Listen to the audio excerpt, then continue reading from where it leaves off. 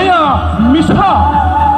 অৱশ্যে ইন্দ্ৰৰ ৰাজসভাত উৰ্বশী, মেনকা, তিলোত্তমা নামেৰে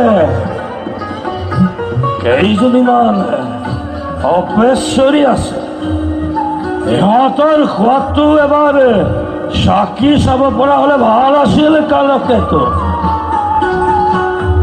এইবোৰ কিনাৰত আহিব লাগিছে। হয়, যোৱা সন্মানে তেওঁক আগবঢ়াই আনা। ভাল মহাৰাজ। এয়া এয়া দৈৱকীৰ গৰ্ভজাত সন্তান লৈ আহিছো মহাৰাজ। মহাৰাজ, পূৰ্বৰ প্ৰতিশ্ৰুতি মতে দৈৱকীৰ গৰ্ভজাত সন্তানক লৈ আহিছো। দৈৱকীৰ গৰ্ভজাত প্ৰথম সন্তান।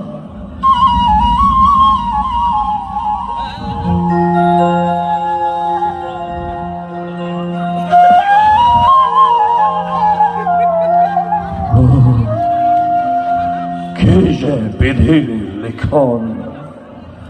বসুদেৱ মহাৰাজ, লোৱা, এয়া তোমালোকৰ প্ৰথম সন্তান। দৈৱবাণী মতে অষ্টম সন্তানৰ হাতেহে মোৰ মৃত্যু হব বুলি কৈছে দৈৱবাণী। বাকী সন্তানৰ কাৰণে মোৰ নাই অলপ চিন্তা। মহাৰাজ, মই এতিয়া আহিলো মহাৰাজ, মই এতিয়া আহিলোহে।